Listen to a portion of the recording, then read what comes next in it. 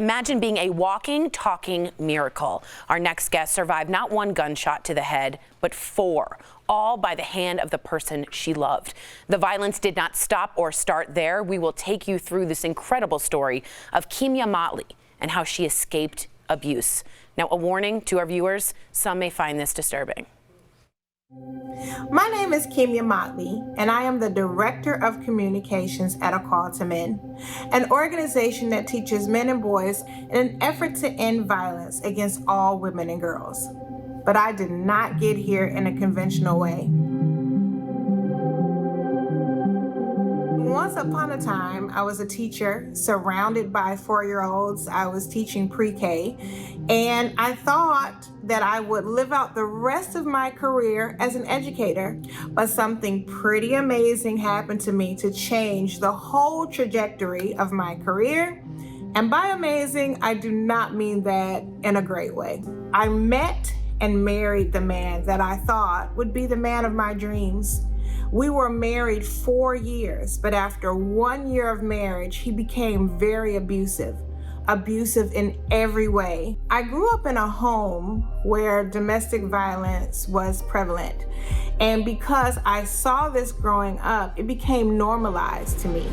Now, there were warning signs that came in the very beginning of the relationship, but because I wouldn't know how to recognize what those warning signs were, I went right past the red flags and began a relationship with him. My ex-husband was such a great listener. As a matter of fact, I often say I gave him the blueprint to my deception. Honestly, I left because his abuse turned towards my son. And that's when I made the decision, okay, this relationship cannot go on. On September 20th, 2011, I went to go drop my daughter off at daycare. My ex-husband was actually 3 hours away from me, staying at his parents' home. He stole his mother's car. See, I just asked him for a divorce. When I arrived at the daycare center, he ambushed us. He shot me in my face, in my neck, in the back of my head, and in my back with a .38. And he did not stop there. He went on to shoot my then 10-year-old daughter 1 time at point blank range in the head. We were not expected to live.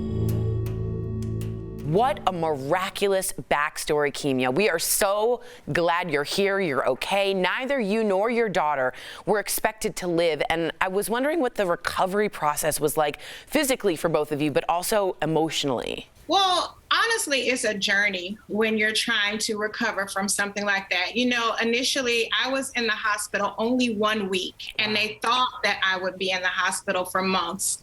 We did have to, of course, go through counseling, and my daughter's recovery, she was in the hospital for 5 weeks. Wow.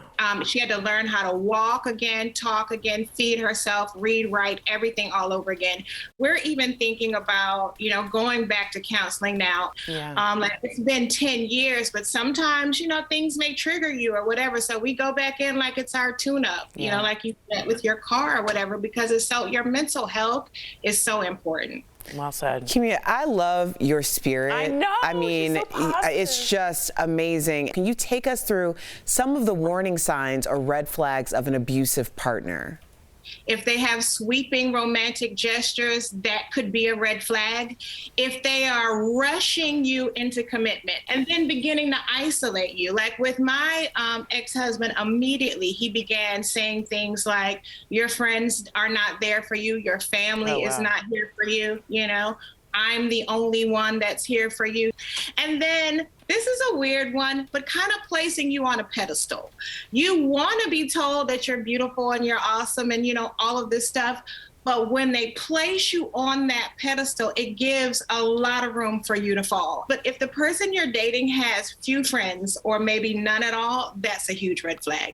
And if you can speak directly to their mothers, fathers, caretakers of young boys in this moment, what would you say? Well, at A Call to Men, we teach a lot about something that we call the man box. However, this box sets the groundwork for women and people that are marginalized to be hurt, but it's also dangerous for our boys as well.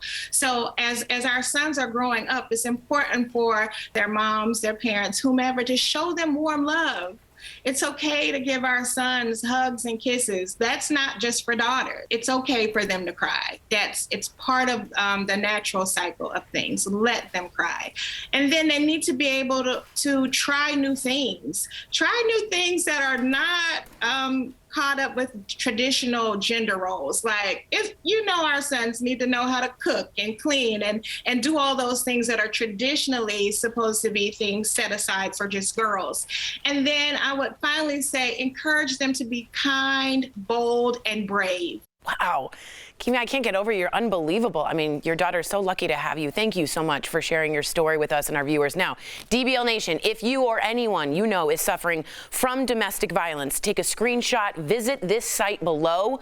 We are also going to have a link on our website and our social medias. You can create a safety plan and get a copy of Kimya's memoir, Born of Violence. We love it. We can't wait to spread the news. Head over to Amazon, get your book, get prepared, get ready, and give back like the beautiful Kimya. Thank you so much for your advocacy and help. We'll be right back. Thank you for having me. Absolutely. Thank you.